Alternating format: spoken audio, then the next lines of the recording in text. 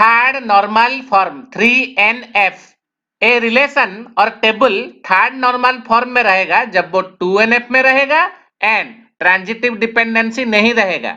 Transitive dependency क्या है देखो, बोला कि FD functional dependency x determine y है। लेफ्ट हैंड साइड में अगर x है तो वो x कैंडिडेट की और सुपर की नहीं होना चाहिए एंड राइट हैंड साइड में जो y है वो नॉन की एट्रीब्यूट होना चाहिए। एक एग्जांपल को देखो, फंक्शनल डिपेंडेंसी सब गिवन है, 1 2 3 4 गिवन है एंड ट्रांजिटिव डिपेंडेंसी हमको इसमें से फाइंड आउट करना है।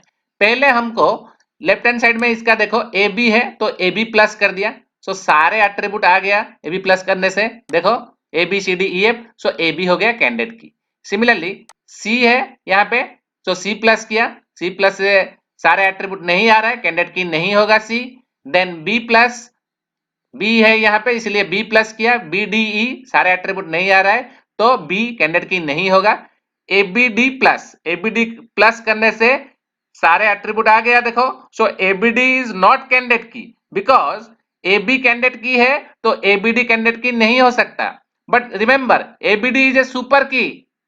अभी तुम्हारा ए बी अगर कैंडिडेट की है इसका मतलब की एट्रीब्यूट हो गया ए कॉमा बी। अभी बाकी जो बचा सी डी ई वो हो गया नॉन की। अभी एक एक करके फंक्शनल डिपेंडेंसी को चेक करो। पहला वाला है ए बी डिटरमाइन सी, इसका मतलब यहाँ पे देखो ए बी डिटरमाइन सी में A be left hand side में है इसीलिए ये कैंडिडेट की है। कैंडिडेट की है तो रूल के हिसाब से ये ट्रांजिटिव डिपेंडेंसी टीडी नहीं होगा क्योंकि रूल के हिसाब से कैंडिडेट की होगा तो ट्रांजिटिव डिपेंडेंसी नहीं होगा। अभी देखो नेक्स्ट वन को देखो, अभी सी डिटरमाइन ए, लेफ्ट हैंड साइड में है सी, सी कैंडिडेट की नहीं है सुपर की भी नहीं है, सो फर्स्ट रूल सेटिस्फाई करता है ट्रांजिटिव का। देन सेकेंड देखो राइट हैंड साइड में ए है बट राइट हैंड साइड में हमको नॉन की चाहिए इसीलिए ये ट्रांजिटिव डिपेंडेंसी नहीं होगा। अभी थर्ड वन फंक्शनल डिपेंडेंसी जो है बी डिटरमाइन डी ई, इसको देखो लेफ्ट हैंड साइड में है बी, इसका मतलब ये कैंडिडेट की नहीं है कि सुपर की नहीं है, सो पहला वाला रूल सेटिस्फाई हो गया। देन राइट हैंड साइड को देखो, राइट हैंड साइड में हमको चाहिए नॉन की और डी एन ई नॉन की है इसलिए ये ट्रांजिटिव डिपेंडेंसी है। अभी नेक्स्ट वाला फंक्शनल डिपेंडेंसी को देखो, A B D determine F, A B D क्या है, ए बी डी सुपर की है इसलिए ये भी ट्रांजिटिव डिपेंडेंसी नहीं होगा क्योंकि हमको लेफ्ट हैंड साइड में कैंडिडेट की और सुपर की नहीं होगा एंड राइट हैंड साइड में नॉन की होगा तभी जाके ट्रांजिटिव डिपेंडेंसी होगा। So it is not transitive dependency. इसका मतलब ये जो सब गिवन था इस फंक्शनल डिपेंडेंसी इसमें से हमने ओनली एक ट्रांजिटिव डिपेंडेंसी फाइंड आउट किया, बी डिटरमाइन डीई। अभी ये वाला टेबल को देखो, इस टेबल में 3 कॉलम है, roll number game and fee, इसमें ये फंक्शनल डिपेंडेंसी आ गया देखो यहाँ पे। अभी रोल नंबर का प्लस करो, रोल नंबर प्लस करने से रोल नंबर गेम फी आ रहा है मतलब सारा एट्रीब्यूट आ गया। अभी देखो इसका मतलब roll number is a candidate की। अभी गेम प्लस करने से गेम एंड फी आ रहा है इसका मतलब सारा एट्रीब्यूट नहीं आ रहा है, इसका मतलब game is not a candidate की। सो एक ही कैंडिडेट की हमको मिला that is roll number. So roll number अगर कैंडिडेट की है सो बाकी जो है गेम एंड फी वो हो गया नॉन की एंड रोल नंबर हो गया की। अभी हम ये तीनों में से कौन सा ट्रांजिटिव डिपेंडेंसी है फाइंड आउट करेंगे। देखो रोल नंबर है कैंडिडेट की, सो ट्रांजिटिव डिपेंडेंसी नहीं होगा। सेकेंड वन में देखो रोल नंबर है कैंडिडेट की, सो ये भी ट्रांजिटिव डिपेंडेंसी नहीं होगा। अभी थर्ड वन को देखो, ये वाला functional dependency game, game is not candidate की नॉर सुपर की also, so it satisfy the transitive dependency property and another property satisfy कर रहा है क्या, राइट हैंड साइड को देखो फी, फी इज नॉन की, सो मतलब ये totally satisfies the transitive dependency property, so it is a transitive dependency.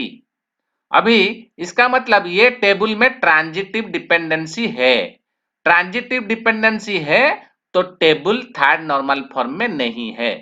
Third normal form में लाने के लिए टेबल को डिवाइड करना पड़ेगा ट्रांजिटिव डिपेंडेंसी को देख के। यहाँ पे देखो बोल रहा है कि x डिटरमाइन y अगर ट्रांजिटिव डिपेंडेंसी है तो 2 टेबल में डिवाइड हो जाएगा टेबल, एक में रहेगा x प्लस दूसरा में रहेगा r माइनस y प्लस। अभी देखो हमारा ट्रांजिटिव डिपेंडेंसी है गेम डिटरमाइन फी, तो हम गेम प्लस कर देंगे, गेम प्लस करने से आता है गेम एंड फी। ओके, सो उस टेबल को हम R1 टेबल में स्टोर कर दिया। देन R2 और एक टेबल में क्या रखेंगे ना, स्टूडेंट टेबल, जो जिसको डिवाइड माइनस फी प्लस, क्योंकि यहाँ पे देखो क्या लिखा है R minus Y plus, so student minus fee, student से फी माइनस करेंगे क्योंकि फी से फी प्लस से फी ही आएगा, सो स्टूडेंट से फी का माइनस करेंगे, मतलब 3 कॉलम था स्टूडेंट में, उससे फी कॉलम माइनस कर दो, सो बाकी बचा रोल नंबर एंड गेम। सो अभी हमारे पास दो टेबल बन गया, एक R1 गेम फी और R2 roll number game.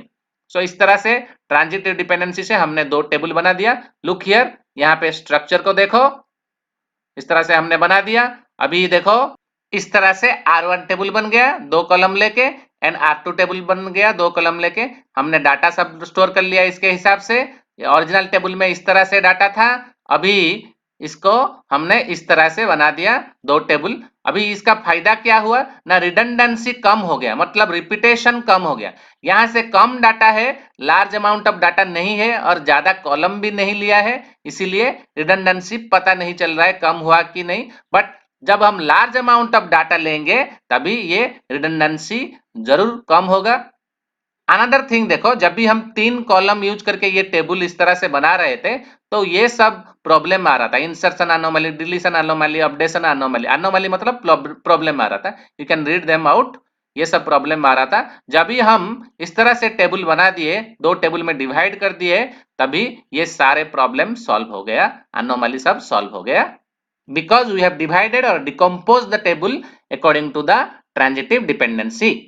Now we can see some exercise questions. Look here, बोल रहा है कि highest normal form find out करो, डिकम्पोज R into 3NF। सो पहले हम यहाँ पे देखो कैंडिडेट की सब फाइंड आउट कर रहे हैं, कैंडिडेट की से की एट्रीब्यूट मिल गया, नॉन की एट्रीब्यूट मिल गया। इसके बाद हम देख रहे हैं कौन सा नॉर्मल फॉर्म में है, ये भी हम चेक कर सकते हैं। देन थर्ड NF डिकम्पोजिशन करना पड़ेगा, तो सारे फंक्शनल डिपेंडेंसी से तो हमको ट्रांजिटिव डिपेंडेंसी फाइंड आउट करना पड़ेगा। जो भी ट्रांजिटिव डिपेंडेंसी आता है इसके हिसाब से हम टेबल को डिवाइड कर देंगे। यहाँ पे देखो टेबल डिवाइड हो गया है ट्रांजिटिव डिपेंडेंसी के हिसाब से। Similarly you look for another problem, look here, ये भी 3NF डिकम्पोजिशन बोल रहा है करने के लिए। सो पहले फंक्शनल डिपेंडेंसी से हम ट्रांजिटिव डिपेंडेंसी फाइंड आउट कर देंगे, then transitive dependency find out करने के बाद इसके हिसाब से हम देखो यहाँ पे ट्रांजिटिव डिपेंडेंसी के हिसाब से टेबल को डिवाइड कर देंगे। So finally R1, R5, R6, R4 चार टेबल हमको मिल गया। देखो इस तरह से फाइनली हमको चार टेबल मिल रहा है। That's it, thank you.